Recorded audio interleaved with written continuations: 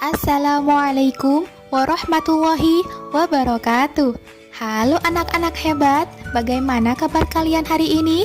Ibu harap kalian sehat ya dan tetap semangat walaupun belajarnya hanya di rumah. Nah, anak-anak, hari ini kita akan belajar tentang sikap jujur dan hikmah sholat berjamaah. Materi yang pertama adalah sikap jujur. Jujur termasuk akhlakul karimah atau akhlak yang terpuji.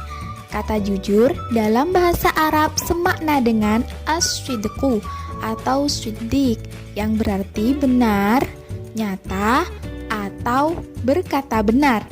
Jadi, jujur adalah berkata atau berbuat yang sebenarnya dan apa adanya. Lawan kata jujur adalah dusta atau bohong. Dalam bahasa Arab disebut dengan al-kadzibu. Jadi anak-anak, jujur bisa diartikan sebagai suatu sikap yang mencerminkan adanya kesesuaian antara hati, perkataan, dan perbuatan. Apa yang diniatkan oleh hati, diucapkan oleh lisan atau mulut kita, dan dilakukan dengan perbuatan, memang itulah yang sesungguhnya yang terjadi dan sebenarnya. Kejujuran memang sangat erat hubungannya dengan hati nurani kita. Namun terkadang kita tidak mengikuti hati nurani kita dikarenakan lebih mengikuti keinginan hawa nafsu kita. Kejujuran dapat membawa kebenaran. Kebenaran dapat mengantarkan seseorang ke surga. Seperti sabda Rasulullah dalam hadisnya, yaitu dari Abdullah ibnu Mas'ud, Rasulullah Shallallahu Alaihi Wasallam bersabda, "Hendaklah kalian selalu berkata jujur, karena kejujuran membawa kepada kebaikan, dan kebaikan mengantarkan seseorang ke surga.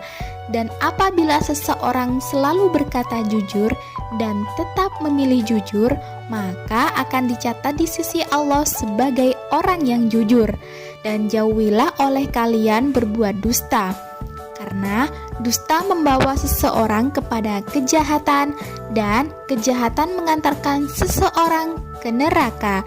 Dan jika seseorang senantiasa berdusta dan memilih kedustaan, maka akan dicatat di sisi Allah sebagai seorang pendusta atau pembohong." Hadis riwayat Bukhari. Islam sangat melarang untuk berbuat bohong atau dusta, karena perbuatan bohong termasuk tanda-tanda orang munafik. Rasulullah Shallallahu Alaihi Wasallam bersabda, "Ayatul munafiqi thalathun, idza haddatsa kadzaba, wa idza wa'ada akhlafa, wa idza tumina khana."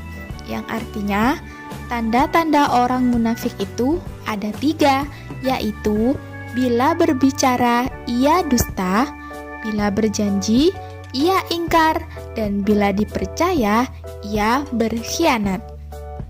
Seseorang yang dapat kita contoh kejujurannya adalah Rasulullah Shallallahu Alaihi Wasallam. Beliau adalah orang yang jujur dan terpercaya, sehingga beliau mendapat gelar Al-Amin yang artinya adalah dapat dipercaya dari bangsa Quraisy. Kejujuran berbuah kepercayaan.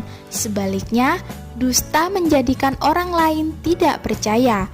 Jujur membuat hati kita tenang, sedangkan berbohong membuat hati kita jadi tidak tenang.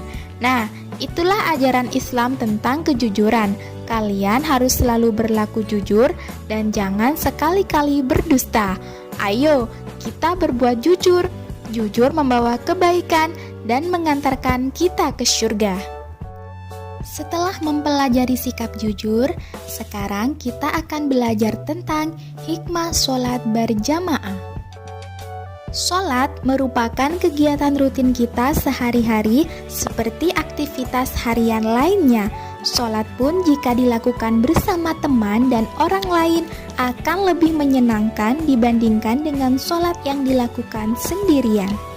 Dengan sholat berjamaah juga akan membuat kita lebih bersemangat dalam ibadah. Pengalaman yang seperti itu akan membentuk kepribadian yang sangat luhur. Itulah yang dinamakan dengan hikmah.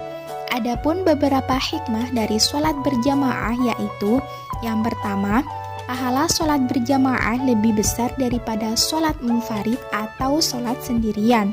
Sholat berjamaah akan mendapatkan nilai pahala sebanyak 27 derajat.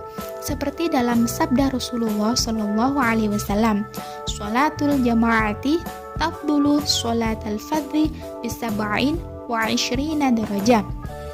Yang artinya, sholat berjamaah lebih utama daripada sholat sendirian dengan pahala 27 derajat. Yang kedua, sholat berjamaah dapat mendidik hidup disiplin, terutama latihan patuh kepada pimpinan. Dan yang ketiga, sholat berjamaah dapat mempererat persaudaraan seagama atau yang disebut dengan ukhuwah Islamiyah. Baik anak-anak, sekian dulu pembelajaran Al-Islam hari ini.